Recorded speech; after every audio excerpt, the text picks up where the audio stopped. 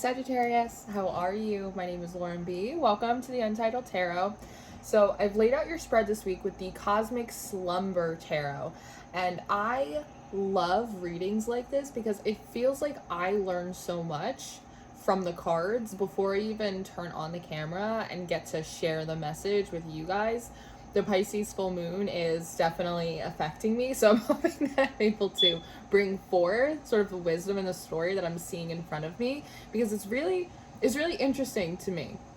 So we're starting off, Sagittarius, with the Eight of Pentacles and the Ten of Torches, and when I pulled these two cards, the first thing I heard was chop wood, carry water. Chop wood, carry water. It feels like you are in sort of this flow of production. It feels like an assembly line. It's like just this automatic building, working, doing that you're sort of in the process in. Now, the Tower is coming up next. So literally, just through the visuals on this card, it looks as if you are assembling, building, gathering materials to go in and fix this tower. This tower is coming through sort of like the Leaning Tower of Pisa. Like perhaps, maybe there's something about the foundation that isn't perfect, or maybe it is leaning over a little bit, but structurally it still feels pretty sound. But there's definitely some cracks going on. There is absolutely room for some home improvements here.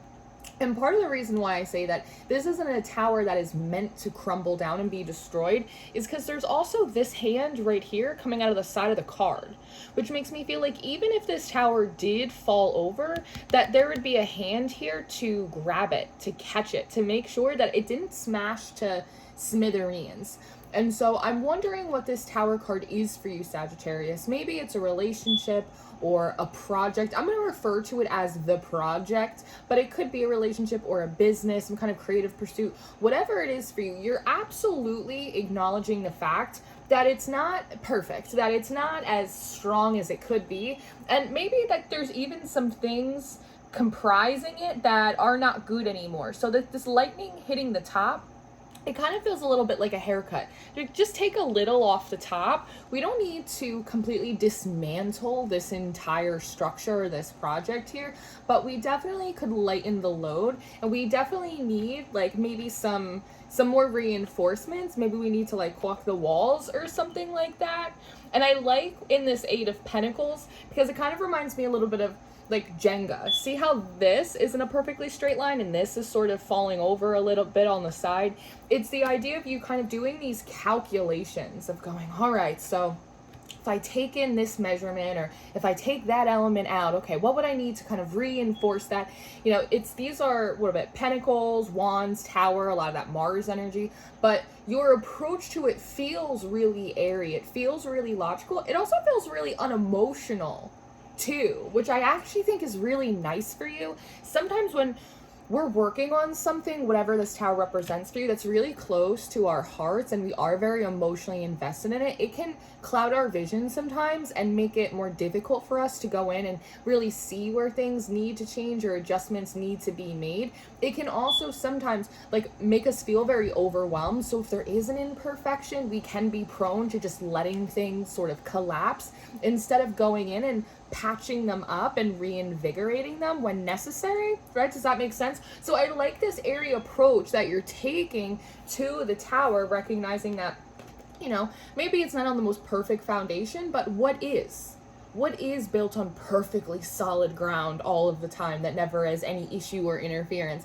I can't think of a single thing, right? So this is also like a very practical approach that you're taking, which I think is a sign of your maturity and growth up until this point, but I also think it's allowing you to kind of like the Hangman, see things in a new perspective. So like I said, you're in this chop wood, carry water energy. You're seeing that there are some changes that need to be made, some adjustments. Maybe we need to take a little bit off the top here. With these people jumping out of the tower as well, there could be something about realizing that other people may have also had a hand in building this tower, building this project with you, that you thought you were the only construction person on site, but in actuality, they're actually were a lot of other contributing opinions and factors and people that went into this, and maybe that's something that you're also electing to kind of eject. Ejection was a big theme in Scorpio's reading yesterday, realizing that that's actually an aspect that's undermining the structural integrity. And so in your repairs, there's also a lot of removals that are going on.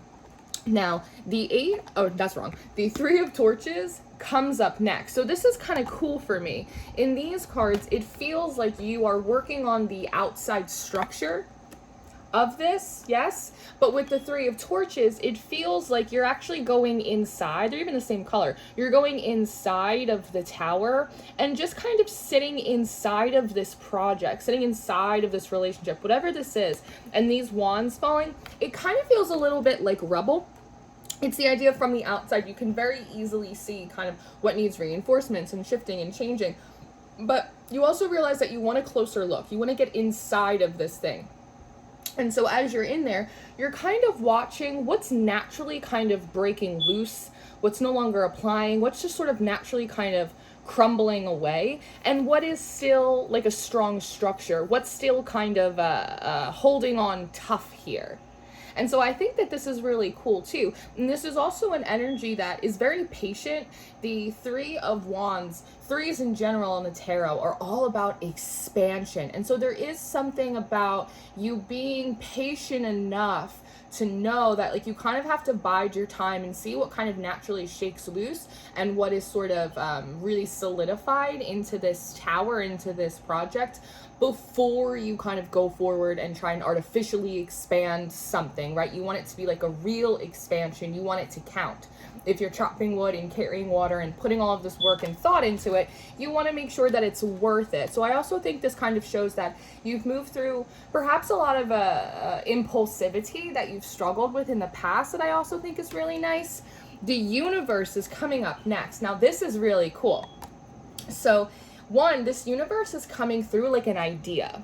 Like as you're sitting inside of this project, not just observing it from the outside, it's like this idea just comes and strikes you. And do you see this circle around the character in the world, and how I was saying there's a little bit of coming off the top up here? All of a sudden, the idea of like a skylight came through.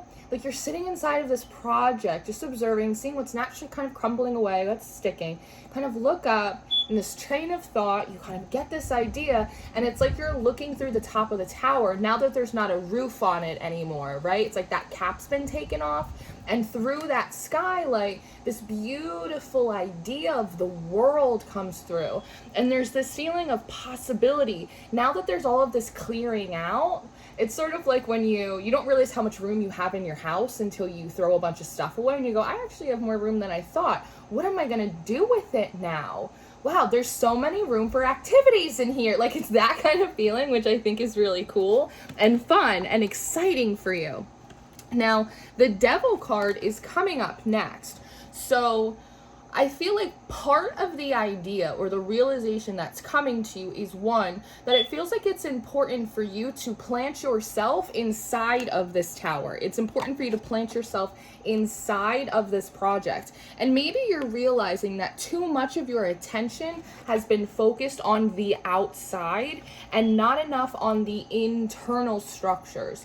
It reminds me of, as a business owner, I interact with a lot of other business owners. It reminds me of like people who are really good at marketing and really good at promoting themselves. They have like perfect branding and like perfect diction, but it's like when you actually like start digging into their content, it feels really shallow and superficial because there's not enough of their personality involved in it, right? Or when you visit someone's house and they have one of those really big, expensive, fancy homes, but you walk inside of it and the whole house feels like very sterilized, right? It's like there's not a lot of life, there's not a lot of color, it's not very comfortable. It's that type of energy. And that maybe, Sagittarius, you have focused too much on what the outside of it looks like, whatever this project or whatever this relationship is, but not really focusing enough energy on what like the feeling is when you walk inside of it for yourself and for other people or the other person.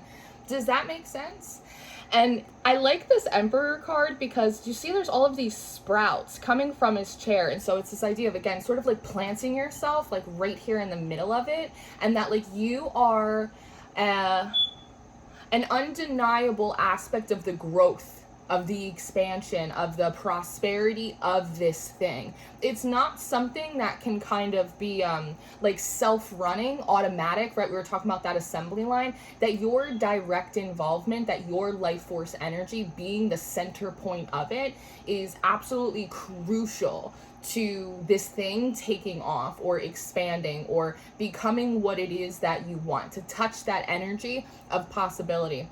This Emperor card also, with all this overgrowth here, it reminded me of like Life After People. Do you remember that show? I think they used to have it on like Discovery or the Science Channel like years and years ago, which kind of reminds me of all of these people like jumping out of the tower. And I think that there's an important message about that for you, Sagittarius, that if you are always on the outside of a situation, just sort of managing it, maintaining it, then it's kind of like you're so busy on the outside that you have no idea what's going on the inside. It's like when you're so busy, you don't even know what your kids are doing. Hell, it's 10 p.m. Do you know where your kids are, right? And that maybe even be a message about sort of like your own personal being in essence. Like if you're always living sort of outside of your body and you're not really present in it, then things can be added to you that you're not aware of, and that can undermine your structure, your self-esteem, your agency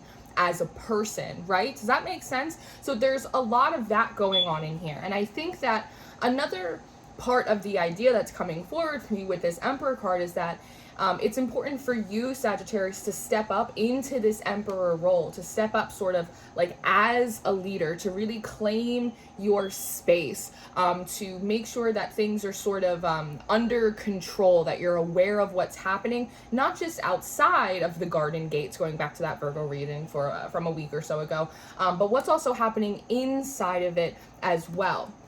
Now, the Devil card comes up next, and it's being followed by the Six of Pentacles.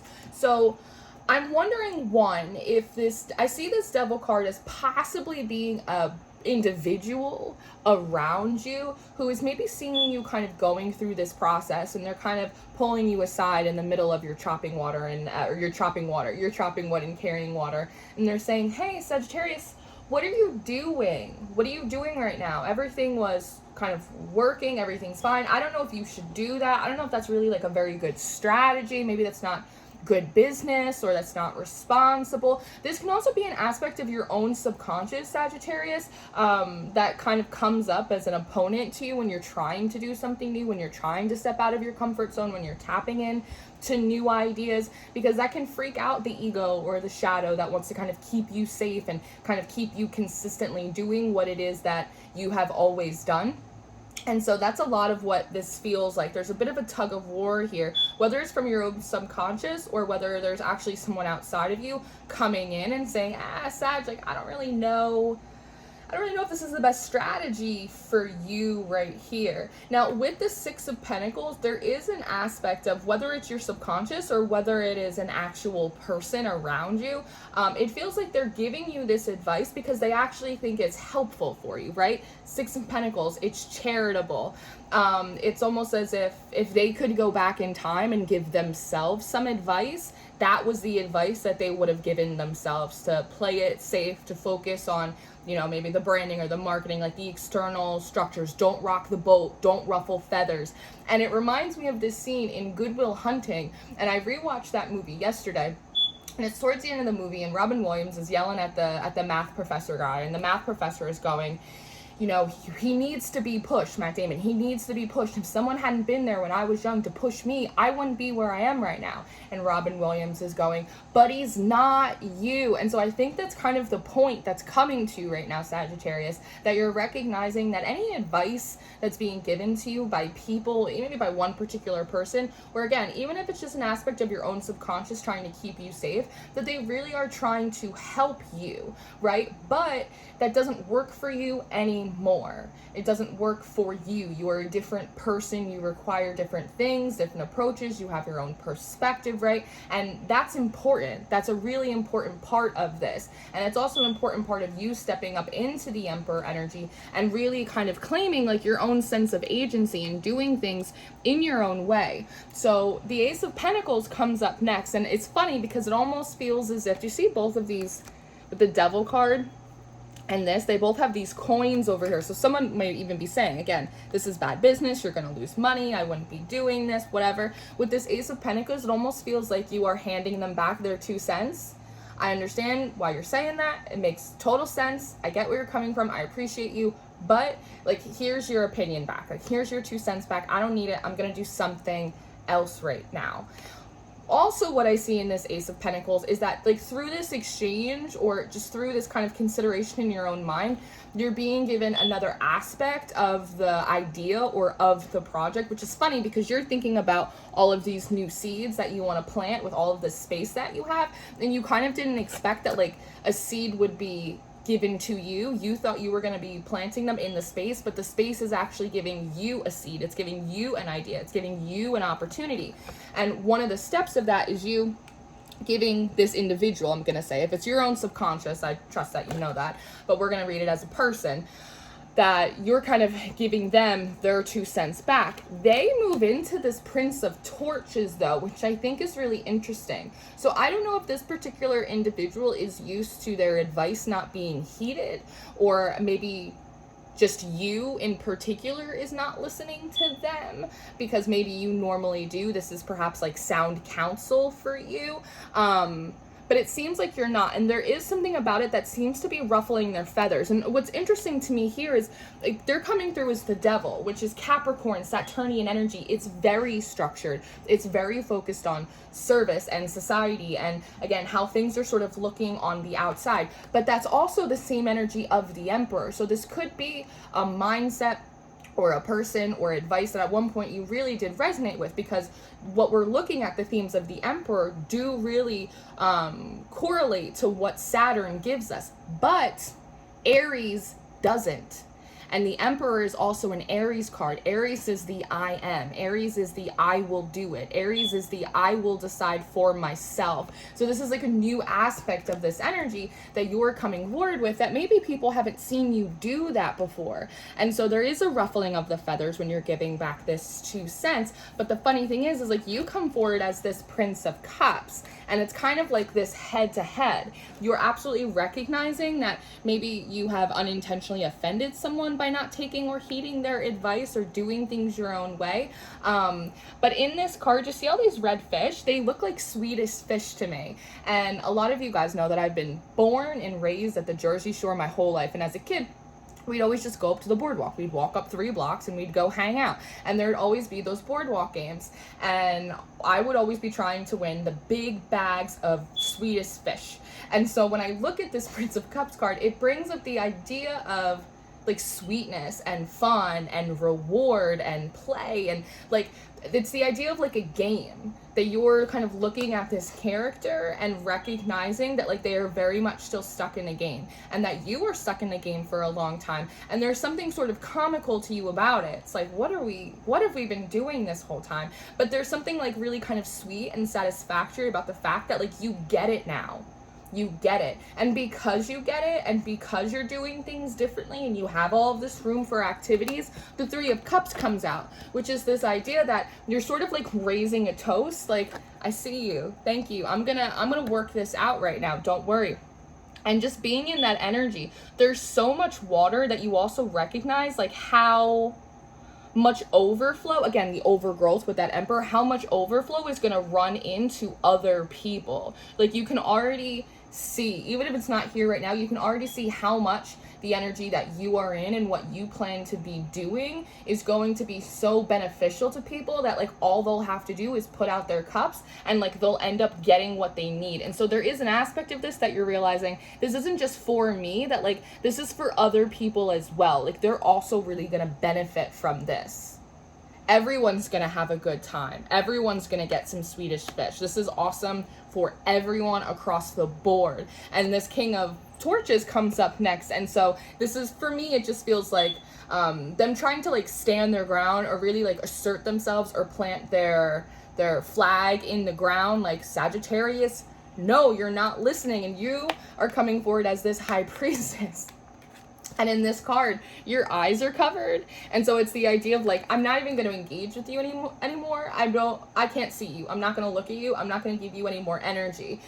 Instead, you open up this little closet inside of yourself, right? And so it's the idea of like, I'm not going to trust fear. I'm not going to trust my anxiety. I'm not going to trust you. I'm going to trust what like my gut instinct is telling me. I feel so confident that this is the right decision. I feel so confident that this is what I'm supposed to be doing. I feel so confident, in fact, that this Strength card comes up and you see her putting her hand in the mouth of a lion. Like, there's something really audacious about this energy, Sagittarius, that I find like particularly delicious. I'm so confident that I am right now that I will stick my hand into the lion's mouth. I will put myself into the belly of the beast. Like, I will bet it all on black, just because I am that confident. My gut never lies. This is a good thing.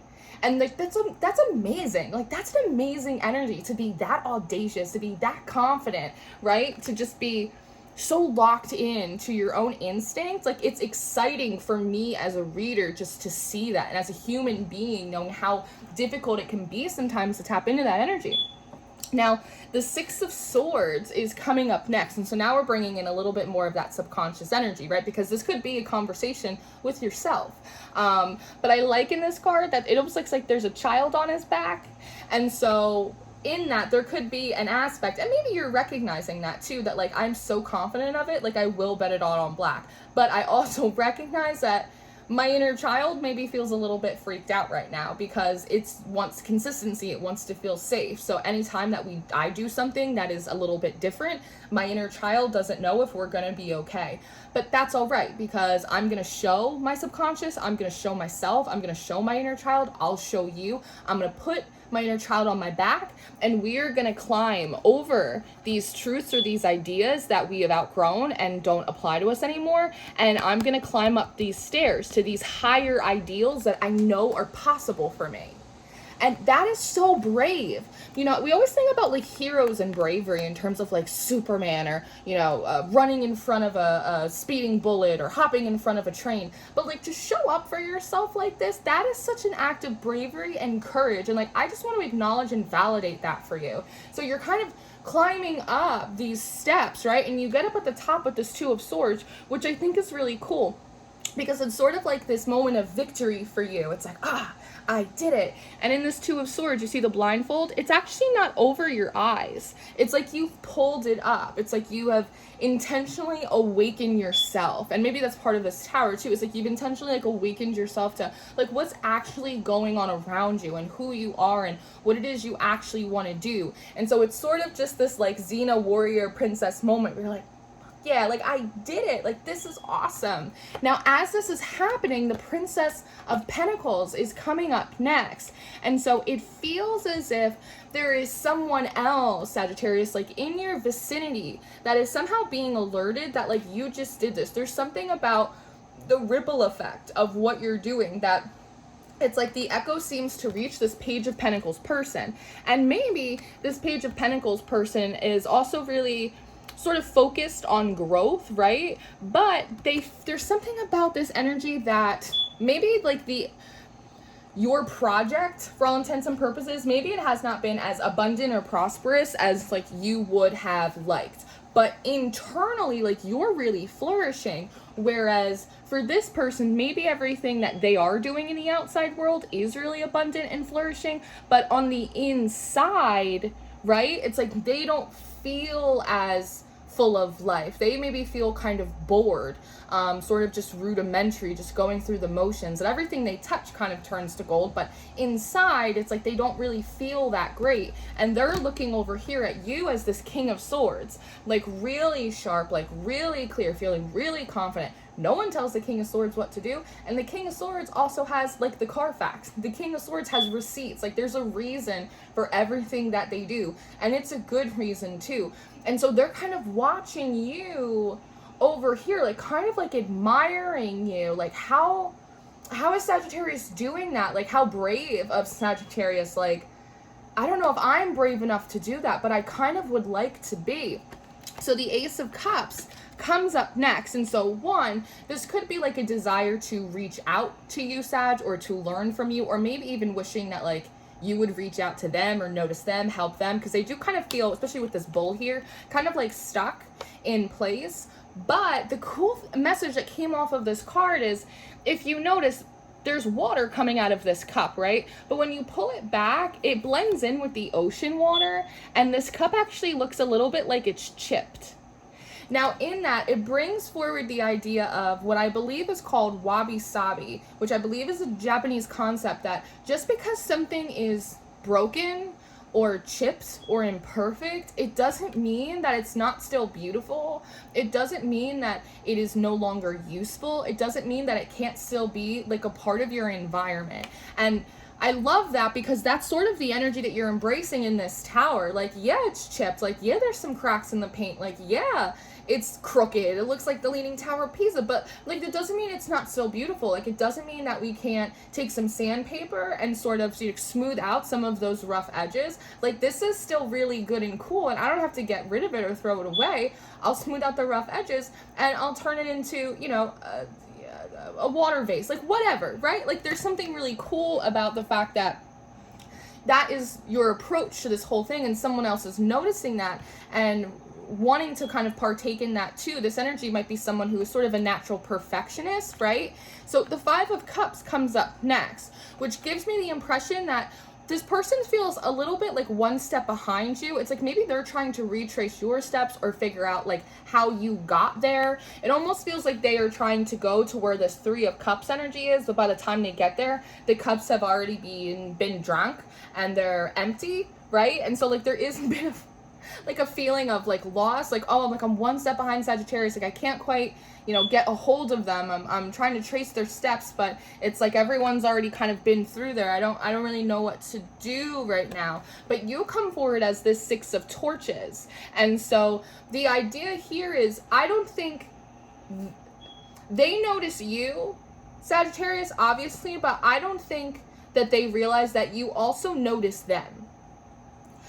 In that, it feels like you don't necessarily want to single them out, because that might make them feel maybe a little uncomfortable or naked, something like that. You don't necessarily want them to know that you see them, or that you're singling them out or doing anything like that. So the Six of Torches almost feels like getting on your mantle or getting on your soapbox, and kind of casting like a general message, right? Like you might be a reader, or this could be calling a meeting at work or like something like that. It reminds me of last year around this time on YouTube, everyone was talking about, you know, the sacred rage of the divine feminine and feminism and misogyny and all of this stuff.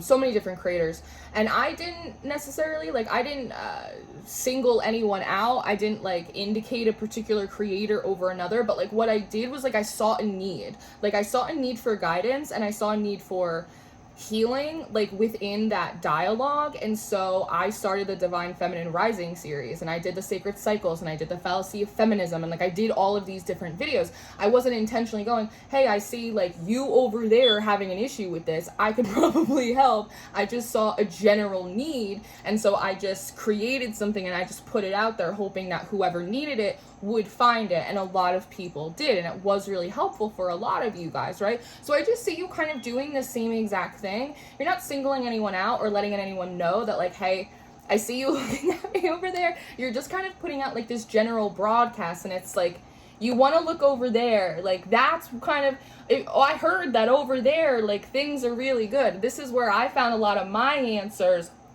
Like, it's kind of like that, right? And so this Hermit card comes up next, which is, again, sort of the idea of, I thought I was hidden, or I think I am hidden. Oh, what a lucky break that this message has come to me today that, you know, Sagittarius scheduled this meeting here. Oh, that's so great. Like, for you, you know, it's like you're kind of you're hip to the drive. And sort of what you're pointing at and they are now focused on, it's this Judgment card. What I think is cool, and that you have very long reading. I didn't intend it, but que sera, sera. And what I'm noticing in this Judgment card is that the backgrounds here are the same. They're both kind of like these peachy orange colors. And so what it feels like to me, Sagittarius, is that you're kind of saying, you got to look behind you, right? It's like sometimes you have to look, behind you to see how far you've come. Like it's something like that. And with this being the Judgment card, there's something here about you trying subtly to get this person to notice that perhaps the perfectionism, any stagnancy, like whatever, however they're feeling kind of bored and sort of stuck in the situation, even if it is very abundant, it may have to do with times in their childhood, right, with the kind of kids here, when they were taught that they would be judged, right? Like maybe they were very criticized a lot as a kid, or perfectionism or excellence was really pushed on them. And it's the idea of not wanting to incur any judgment from others in a negative sense, right? So if I'm perfect, or I'm able to master the game, and I'm able to be really abundant, and I'm able to have everything look really perfect and sort of set up, then people won't bother me, people won't judge me, people won't criticize me, right? Because the Three of Swords comes up next. And like that's a part of it. And that level of perfectionism, which may have been conditioned into them, has kept them from taking chances or making changes or doing something different. Again, engaging in a greater sense of autonomy. In a sense, with this Four of Torches, it kind of had them put down their torch. It had them put down their flame, kind of put down their opinions or their fight, in a sense. And so with this Princess of Swords, there's sort of like this spark of realization in them that that is exactly what had happened. And you are able to articulate it very well, because it also seems like perhaps that's something that had happened to you, and you've just been able to maybe master and move through it a little bit before this person, right? And so it's also being followed up with the Queen of Swords, which I think is really cool, because they were perceiving you as the King of Swords. So it's this idea and this message of like what you see in me that you admire or you find interesting or you find beautiful is really just you missing that aspect in yourself as it has been suppressed.